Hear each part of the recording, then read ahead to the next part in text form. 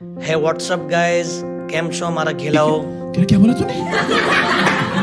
હું અને મારી લગાનની ટીમ ફરી એકવાર નીકળી પડ્યા છે એક ન્યૂ ઇવેન્ટ માટે જે થઈ રહ્યો છે મુંબઈમાં. ઈશારા પરથી સમજી જજો કે શું થવાનું છે અગાડી. આ બધી સુખી આત્મા અત્યારે બહુ ખુશ થઈ રહ્યા છે, પણ એમને આઈડિયા જ નથી કે ત્યાં જઈને એમના સાથે શું શું થવાનું છે, ત્યાં જઈને કેટલી રિહર્સલ થવાનું છે, કેટલી પ્રેક્ટિસ થશે, એમની કેટલી હાલત બગાડવાની છે, એ તો એ લોકોને ત્યાં જઈને જ ખબર પડશે. देखो देखो दरिंदगी चेहरे से टपकती है। नंबर 1 का कमीना है जी।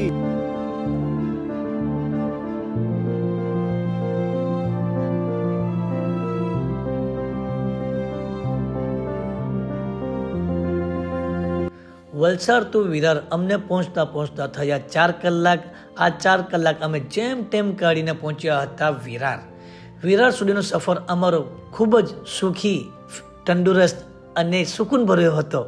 પછી અમે વિરારથી પકડી લોકલ પહોંચ્યા હતા દાદર પહોંચ્યા હતા. સાથે અમારી લગાનની ટીમ બહુ ખૂબ જ ખુશ હતી, કોઝ એ લોકો પહેલી વાર આવ્યા હતા મુંબઈનો સફર એમને બહુ એક્સાઇટમેન્ટ અને પીસફુલી લાગતો હતો.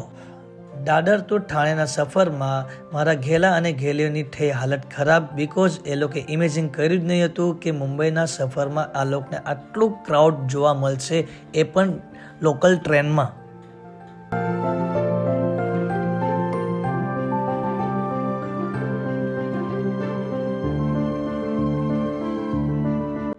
ફાઇનલી અમે પહોંચી ચૂક્યા હતા ઠાણેમાં પહોંચતાની સાથે બધાને લાગી હતી ભૂખ, તો અમે પહોંચી ગયા હતા ખાવ ગલીમાં દાંત પૂજા, પેટ પૂજા કરીને રસ્તામાં જોઈ અમે રિયલ પૂજા.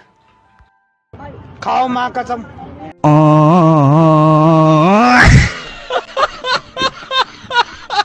અને આ છે પરવારતી. ફ્રી પડીને કામ ધંધા કઈ નથી આને.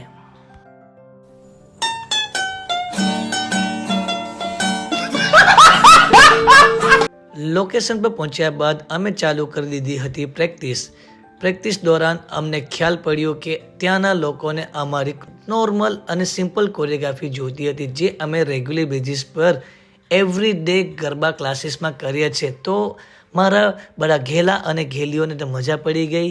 એમને તો પ્રેક્ટિસ ચાલુ કરી, પ્રેક્ટિસ કરતાં વધારે એમને તો મજા કરી, કોઝ કે એ લોકોને તો ગરબા એન્જોય કરવાનું હતું.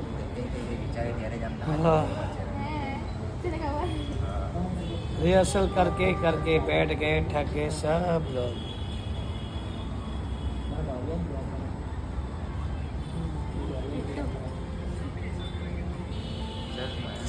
वैभव, थक गए हैं हम. તમને દેખાતું જ હશે કે બધા પ્રેક્ટિસ કરીને થાકીને બેસી ગયા છે.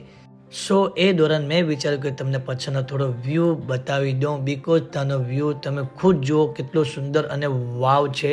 બિકોઝ ત્યાંથી નજર હટતી નહીં હતી ને ઘણા લોકો ત્યાં ખાલી બેસવા અને રિલેક્સ થવા માટે આવતા હતા. અને હા, એ લોકો પણ આવે છે. કોણ? લવબર્ડ્સ.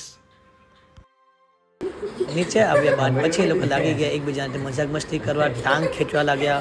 તો એ દોરાન મેં જોયું અને મેં ચાલુ કર્યો કેમેરા જોતા જ દ્રષ્ટિએ ચાલુ કર્યું ઓવર એક્ટિંગ કરવાનું.